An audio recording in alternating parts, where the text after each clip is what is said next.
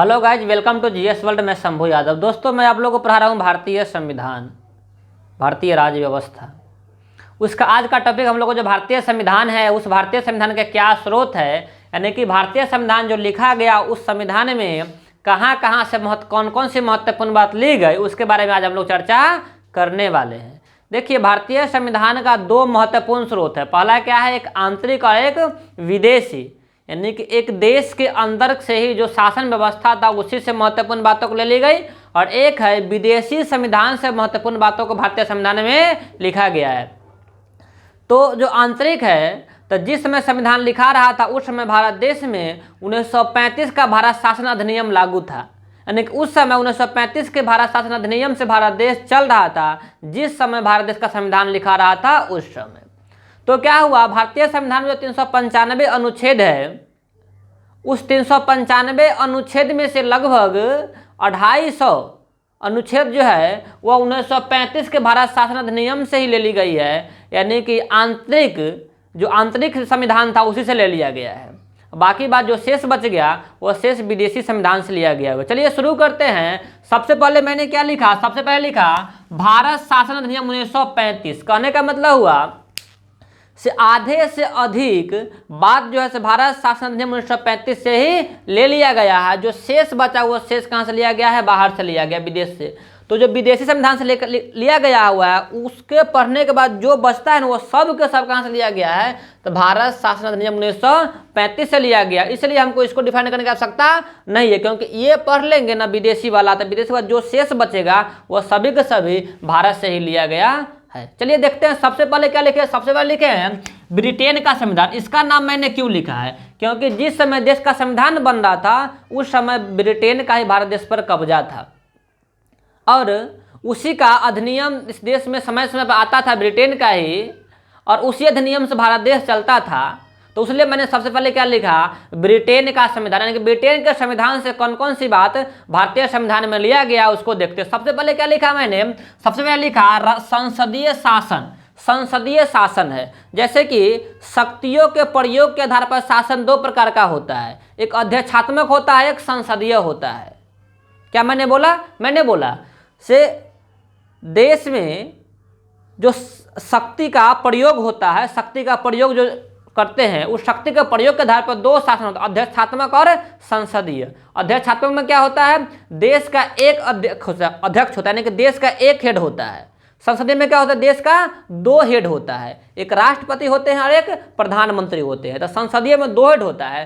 तो ऐसा ही कहाँ पे है, ब्रिटेन में है। तो उसी बात को भारत में ले लिया गया है। लेकिन भारतीय संसदीय प्रणाली और ब्रिटेन में काफी अंतर देखने को मिलता है। कैसे, तो भारतीय संसदीय प्रणाली में क्या है, राष्ट्रपति का निर्वाचन होता है भारत में, लेकिन ब्रिटेन में क्या होता है, वंशानुगत होता है। तो भारत में राष्ट्रपति का निर्वाचन होता है, इसलिए भारत देश क्या है, गणतंत्र है। लेकिन ब्रिटेन गणतंत्र नहीं है, क्योंकि वहाँ राष्ट्रपति क्या है, वंशानुगत होते हैं। तब ब्रिटेन के संसदीय प्रणाली और भारत के संसदीय प्रणाली में ये अंतर देखने को मिलता है। लेकिन इसका नाम क्या दिया गया है, संसदीय शासन प्रणाली। कहाँ से लिया गया हुआ है, ब्रिटेन से लिया गया हुआ है। यानी कहने का मतलब हुआ भारत देश में जो संसदीय शासन प्रणाली है वह कहाँ से लिया गया हुआ है, तो वह ब्रिटेन के संविधान से लिया गया हुआ है। उसके बाद मैंने क्या लिखा है, विधि का शासन, यानी कि देश में शासन किसका होगा, शासन विधि का होगा, न कि किसी ऊंची जाति का होगा, न कि किसी पूंजीपतियों का होगा, न कि किसी उच्च वर्गों का होगा, न कि किसी धर्म का होगा। यानी कि देश में शासन विधि का शासन होगा। यह कहाँ से लिया गया हुआ है, कि ब्रिटेन के संविधान से लिया गया हुआ है। यानी कि देश में विधि का शासन किस देश के संविधान से लिया गया हुआ है, तो यह ब्रिटेन के संविधान से लिया गया हुआ है। तो मैंने उसी बात को लिखा, विधि का शासन कहाँ से लिया गया हुआ है, ब्रिटेन के संविधान से लिया गया हुआ है। उसके बाद क्या है, उसके बाद है एकल नागरिकता। इसका क्या होता है, एकल नागरिकता और दोहरी नागरिकता, दो बात है। तो भारत देश क्या है, भारत देश राज्यों का संघ है, राज्यों का संघ है, और अमेरिका भी राज्यों का संघ है। देखिए, एकल नागरिकता दोहरी में क्या है अंतर, सो मैं समझाता हूं। भारत भी राज्यों का संघ है, अमेरिका भी राज्यों का संघ है। तो जिस देश में व्यक्तियों को राज्य का भी नागरिकता होता है और देश का भी नागरिकता होता है उसे बोलते हैं दोहरी नागरिकता। लेकिन जिस देश में नागरिकों को सिर्फ देश का ही नागरिक होता है, राज्य का नागरिक नहीं होता है, उसे क्या बोलते हैं? एकल नागरिकता। भारत देश में एकल नागरिकता है। यह कहां से लिया गया हुआ है? यह ब्रिटेन से लिया गया हुआ है। लेकिन अमेरिका की बात करेंगे तो अमेरिका में दोहरी नागरिकता है, क्योंकि वहां के लोगों को दो नागरिकता मिला हुआ, एक अमेरिका में राज्य का नागरिकता और एक अमेरिका का देश का नागरिकता। इसका इतिहास है। क्यों एकल दोहरी होता है? क्योंकि भारत देश भी राज्यों का संघ है, तो भारत देश यूनियन है, लेकिन अमेरिका क्या है? फेडरेशन है। यानी कि अमेरिका में राज्य को समझौता करके देश बनाया गया हुआ है, लेकिन भारत में समझौता नहीं है। भारत में इच्छा अनुसार भारत देश यानी कि राज्यों का संघ बना हुआ है। यूनियन और फेडरेशन, फेडरेशन में क्या होता है? यानी कि देश से राज्य अलग हो सकता है। अमेरिका में यह नियम है, अमेरिका से जो अमेरिका का राज्य है वह अलग होकर अपना देश बना सकता है। भारत में ऐसा नियम नहीं है, इसलिए भारत में क्या है? एक हरी नागरिकता मिला हुआ है। यह कहां से लिया गया हुआ है? यह ब्रिटेन से लिया गया। मैंने इसी बात को लिखा, एकल नागरिकता कहां से लिया गया हुआ है? ब्रिटेन से। भारत देश के नागरिक बिहार के नागरिक नहीं है, उत्तर प्रदेश का नागरिक नहीं है, झारखंड का नागरिक नहीं है, यह देश के नागरिक है, भारत देश के नागरिक है। इसलिए क्या यहाँ पे एकल नागरिकता, और कहां से लिया गया हुआ है? यह ब्रिटेन से लिया गया हुआ। उसके बाद मैंने क्या लिखा? फिर लिखा द्विसदनात्मक व्यवस्था। जो भारत देश का संसद, उसमें 2 सदन है। संसद का 2 सदन, लोकसभा और राज्यसभा। यह कहां से लिया गया हुआ है? ब्रिटेन से लिया गया है। संसद का 2 सदन, राज्यसभा और लोकसभा, यह कहां से लिया गया हुआ है? ब्रिटेन से लिया गया। संसद का 2 सदन कहां से लिया गया हुआ है? ब्रिटेन से लिया गया हुआ।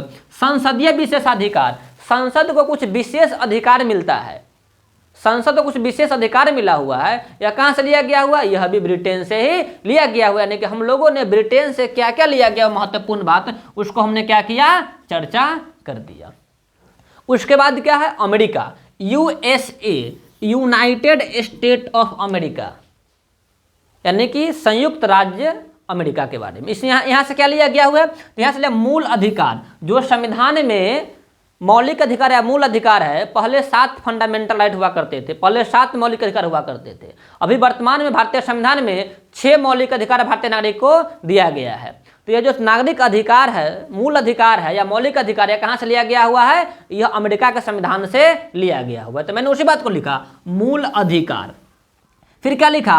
न्यायिक पुनर्विलोकन। इसका मतलब क्या होता है? इसका मतलब होता है अगर संसद कोई नियम बनाता है तो उस नियम को, अगर वह नियम सही नहीं है तो न्यायपालिका इस पर समीक्षा कर सकती है, नियम को रद्द कर सकती है।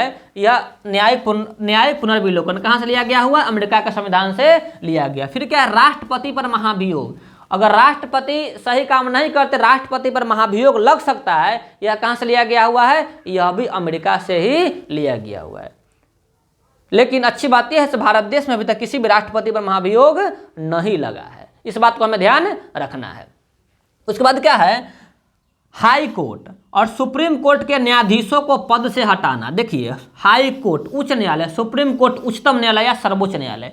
तो हाई कोर्ट और सुप्रीम कोर्ट में जो न्यायाधीश होंगे, मुख्य न्यायाधीश होंगे, उस मुख्य न्यायाधीश को पद से किस तरीके से हटाया जाए, किस प्रक्रिया से लोग हट सकते हैं, मतलब किस प्रक्रिया से उसको हटाया जा सकता है, इसके बारे में कहां से लिया गया हुआ है? अमेरिका के संविधान से इस बात को लिया गया हुआ है। उसके बाद क्या है? उपराष्ट्रपति का एक पद होगा। राष्ट्रपति साहब होंगे, राष्ट्रपति के बाद एक उपराष्ट्रपति साहब होंगे। तो उपराष्ट्रपति का पद कहां से लिया गया हुआ है? यह भी अमेरिका के संविधान से ही लिया गया हुआ है। तो अमेरिका के संविधान से लिए गए महत्वपूर्ण बातों को मैंने यहाँ पे आपके बीच चर्चा किया। उसके बाद है आयरलैंड। क्या है? आयरलैंड। आयरलैंड कहाँ पे है? तो ब्रिटेन के बगल में ही आयरलैंड, आप लोग मैप में देखिएगा। तो आयरलैंड से क्या महत्वपूर्ण बात लिया गया है? DPSP, DPSP, direct principle of state policies. Direct principle of state policies, ये क्या है? राज्य के नीति निर्देशक तत्व। क्या बोलते हैं इसको हिंदी में? राज्य के नीति निर्देशक तत्व। इसका मतलब क्या होता है?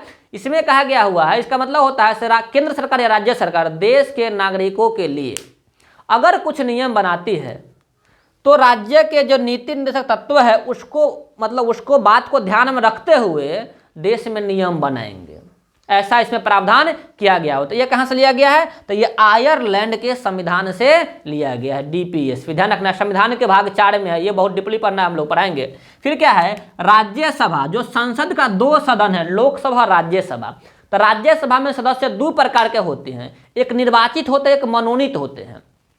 तो जो निर्वाचित होते हैं वह चुनाव कराते हैं, और जो मनोनीत होते हैं उसको राष्ट्रपति मनोनयन करते हैं, मनोनीत करते हैं। तो यह राज्यसभा में सदस्यों का मनोनयन कहाँ से लिया गया हुआ है? आयरलैंड के संविधान से। यानी कि भारत देश के राज्यसभा में जो सदस्य मनोनीत होते हैं, यह प्रक्रिया कहाँ से लिया गया हुआ है? तो यह लिया गया आयरलैंड के संविधान से लिया गया हुआ है। उसके बाद अगला क्या है? कनाडा। ध्यान देना, कनाडा के संविधान से क्या क्या लिया गया वो देखते हैं। कनाडा में क्या है? सशक्त केंद्र के साथ संघीय व्यवस्था, यानी कि भारत देश में संघीय व्यवस्था है, केंद्र सरकार है, राज्य सरकार है, संघीय व्यवस्था है। लेकिन इस संघीय व्यवस्था में सबसे स्ट्रांग, सबसे मजबूत कौन होगा? तो सबसे मजबूत संघ होगा, यानी कि केंद्र सरकार सबसे मजबूत होगा, यानी कि सशक्त केंद्र, यानी कि स्ट्रांग सेंट्रल क्या होगा? स्ट्रांग होगा, सशक्त केंद्र के साथ संघीय, यानी कि देश में संघीय व्यवस्था होगा। केंद्र सरकार भी होंगे और राज्य सरकार भी होंगे। केंद्र सरकार को भी अधिकार है, राज्यों को भी अधिकार है, दोनों का शक्तियों का बंटवारा है। केंद्र का शक्ति अलग, राज्य का शक्ति अलग है, शक्तियों का बंटवारा भी है। लेकिन सबसे मजबूत कौन है? तो सबसे मजबूत केंद्र सरकार है। यह बात कहां से लिया गया है? तो यह कनाडा के संविधान से लिया गया हुआ है। उसके बाद है अपशिष्ट शक्तियों का केंद्र में निहित। ये अपशिष्ट शक्ति क्या होता है मैं बताता हूं। जैसे शक्तियों का बंटवारा किया गया हुआ है, विषय, केंद्रीय विषय या केंद्रीय सूची, राज्य सूची, समवर्ती सूची। तो जिस समय संविधान बन रहा था उस समय जो सारा विषय था उसको 3 भागों में बांट दिया गया, केंद्रीय विषय, केंद्रीय सूची, राज्य सूची, समवर्ती सूची। लेकिन जो विषय उस समय नहीं था तो कहा इसके बाद जो शेष विषय भविष्य में आएगा, जैसे साइबर क्राइम वाला सब हो गया, तो जो शेष विषय भविष्य में आएगा उसको कहाँ डाला जाएगा? तो उसको केंद्र में ही डाला जाएगा, यानी उसको केंद्रीय सूची में ही डाला जाएगा, संघ सूची में ही डाला जाएगा। यानी कि अपशिष्ट सूची कहाँ जाएगा? अपशिष्ट शक्ति किसके पास होगा? केंद्र के पास ही होगा। उसके बाद है केंद्र द्वारा राज्यों के राज्यपाल की नियुक्ति, यानी कि जो राज्य है उस राज्य में राज्यपाल की नियुक्ति होते हैं। तो राज्य के राज्यपाल की नियुक्ति केंद्र सरकार के द्वारा किया जाएगा। यानी कि इससे हमको एक बहुत क्लियर बात यहाँ निकल रहा है। कनाडा के संविधान ने क्या किया? कनाडा के संविधान ने केंद्र को क्या किया? मजबूत किया हुआ है। केंद्र को क्या किया? मजबूत किया। यानी कि केंद्र को मजबूत किया जाएगा। यह बात कहाँ से लिया गया हुआ है? कनाडा के संविधान से। क्योंकि इसमें तीनों बात में हमको क्या मालूम चल रहा है? केंद्र को मजबूत किया जा रहा है। कैसे? तो कैसे? केंद्र के सशक्त केंद्र है, उसके बाद क्या है? अपशिष्ट शक्ति केंद्र के पास होगा और केंद्र ने ही सभी राज्य के राज्यपाल की नियुक्ति करेंगे। यानी केंद्र को मजबूत कैसे किया गया है? तो कनाडा के संविधान से केंद्र को मजबूत किया गया हुआ है। उसके बाद है दक्षिण अफ्रीका। क्या है? दक्षिण अफ्रीका के बारे में। यहां से क्या लिया गया है? तो संविधान में संशोधन की प्रक्रिया, यानी कि संविधान में जो संशोधन होगा उस संशोधन की प्रक्रिया कहां से लिया गया हुआ है? तो यह दक्षिण अफ्रीका के संविधान से लिया गया हुआ है। यानी कि संविधान में संशोधन भी होता है। संविधान में अभी तक कितना संशोधन? 100+ संशोधन हो चुका है। और आपको शायद हम पिछले क्लास से बताया हुए थे कि संविधान का सबसे पहला संशोधन संसद नहीं करके संविधान सभा नहीं किया हुआ था। क्योंकि जिस समय संविधान का पहला संशोधन हुआ था उस समय संसद नहीं थी, संविधान सभा ही संसद का आंतरिक संसद रूप में कार्य कर रही थी। इसीलिए संविधान का पहला संशोधन संविधान सभा नहीं किया हुआ था। यह प्रक्रिया कहां से लिया गया हुआ है? तो यह लिया गया हुआ है दक्षिण अफ्रीका से। फिर क्या है? फिर है राज्यसभा के सदस्यों का निर्वाचन। मैंने क्या बताया? राज्यसभा में सदस्य 2 प्रकार के होते हैं, एक निर्वाचित होते हैं और एक मनोनीत होते हैं। तो ये निर्वाचन कहां से लिया गया हुआ है? तो यह निर्वाचन दक्षिण अफ्रीका से, मतलब निर्वाचन का पद्धति दक्षिण अफ्रीका से लिया गया हुआ है। उसके बाद क्या है? फ्रांस। फ्रांस की क्रांति आप लोग हिस्ट्री में पढ़े हो, 1789। फ्रांस की क्रांति 1789। तो इस फ्रांस की क्रांति में नारा दिया गया हुआ था समता, स्वतंत्रता और बंधुता। तो फ्रांस की क्रांति का जो नारा था समता, स्वतंत्रता, बंधुता, उसी बात को संविधान की प्रस्तावना में अपना लिया गया हुआ है। तो संविधान की प्रस्तावना में है समता, स्वतंत्रता और बंधुता। तो स्वतंत्रता, समता और बंधुता का सिद्धांत कहां से लिया गया हुआ है? तो फ्रांस की क्रांति से लिया गया हुआ है। इस बात को हमें ध्यान रखना। ये कहां पे? ये प्रस्तावना में है। आप प्रस्तावना पढ़ेंगे तो प्रस्तावना में 5 मतलब स्वतंत्रता है 5 प्रकार की, फिर समता, समानता कैसे, उसमें आपको हम पढ़ाएंगे।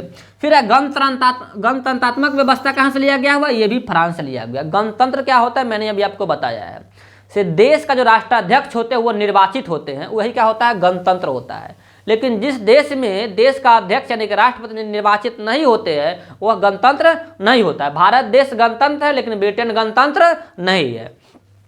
उसके बाद मैंने लिखा ऑस्ट्रेलिया। क्या लिखा, ऑस्ट्रेलिया। यहाँ से क्या लिया गया हुआ है, समवर्ती सूची। मैंने आपको बताया सभी विषयों को 3 सूची में बांटा गया हुआ है, केंद्रीय सूची, राज्य सूची, समवर्ती सूची। तो ये समवर्ती सूची होगा जिसमें केंद्र और राज्य दोनों मिलकर नियम बनाएंगे, वो कहाँ से लिया गया हुआ है, तो वो ऑस्ट्रेलिया के संविधान से समवर्ती सूची को लिया गया हुआ है। उसके बाद मैंने क्या लिखा, संसद के दोनों सदनों की संयुक्त बैठक। अगर किसी मुद्दा पे, किसी विधेयक पे, किसी बिल पे संसद के दोनों सदन में विवाद होता है तो संसद के दोनों सदनों का संयुक्त बैठक होगा।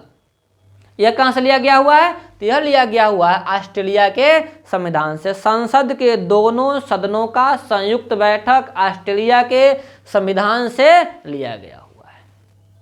यह बात आप लोगों को समझ में आ गया। उसके बाद क्या है, उसके बाद व्यापार, वाणिज्य और समागम, यानी कि व्यापार, वाणिज्य, समागम की जो स्वतंत्रता मिला हुआ है भारत देश में, यह कहाँ से लिया गया हुआ है, तो यह भी ऑस्ट्रेलिया के संविधान से लिया गया हुआ है। इस बात को हमें ध्यान रखना है। उसके बाद क्या है, अगला है जर्मनी का संविधान। यहाँ से क्या लिया गया हुआ है, तो देखिए भारत देश में जो मूल अधिकार है, तो वह मूल अधिकार देश में जो इमरजेंसी लागू होगा तो इमरजेंसी लागू के समय देश के नागरिकों का मूल अधिकार समाप्त हो जाता है। तो यह उपबंध कहाँ से लिया गया हुआ है, तो यह लिया गया हुआ है जर्मनी के संविधान से। तो मैंने इसी को लिखा, आपातकाल के समय मूल अधिकार समाप्त हो जाता है। यह बात कहाँ से लिया गया हुआ है, तो यह लिया गया हुआ है जर्मनी के संविधान से। उसके बाद है रूस का संविधान। ध्यान दीजिएगा, जो रूस का संविधान है इसको पहले यूएसएसआर कहते थे। 1991 यानी 1991 से पहले इसे यूएसएसआर कहते थे, United state of Soviet Republic. लेकिन 1991 में यह 15 भागों में टूट गया और सोवियत संघ जो हुआ करता था उसका नेतृत्व रूस ने किया, इसलिए उसको रूस के नाम से हम लोग जानते हैं। यानी कि इसको पहले हम लोग सोवियत संघ कहते थे। तो इसमें क्या है, मूल कर्तव्य, यानी हमें जो मूल अधिकार है, फंडामेंटल राइट मिला हुआ है संविधान में, और राइट के साथ साथ हमें ड्यूटी भी मिला हुआ है। मूल अधिकार और मूल कर्तव्य, fundamental rights and fundamental duties, यानी कि जो संविधान में हमें फंडामेंटल ड्यूटीज मिला हुआ है वह कहाँ से लिया गया हुआ है, तो वह लिया गया आपको रूस के संविधान से लिया गया हुआ है। लेकिन ध्यान रखना है, ये जो मूल कर्तव्य है यह पहले नहीं था, यह संविधान में संशोधन करके इसको बाद में भाग 4 के क में जोड़ा गया हुआ मूल कर्तव्य को, इसको हम लोग डीपली पढ़ने वाले हैं। उसके बाद क्या है, प्रस्तावना में न्यायिक आदर्श। जो प्रस्तावना में जो 3 प्रकार के न्याय है, सामाजिक न्याय, आर्थिक न्याय, राजनीतिक न्याय, यह कहाँ से लिया गया हुआ है, तो यह भी रूस के संविधान से लिया गया हुआ है। यानी कि प्रस्तावना में न्यायिक आदर्श रूस के संविधान से लिया गया हुआ है। इतना बातों को हमको क्या करना है, ध्यान रखना है, इससे सवाल बहुत ज़्यादा आता है। आप लोग इसके स्क्रीनशॉट ले सकते हैं।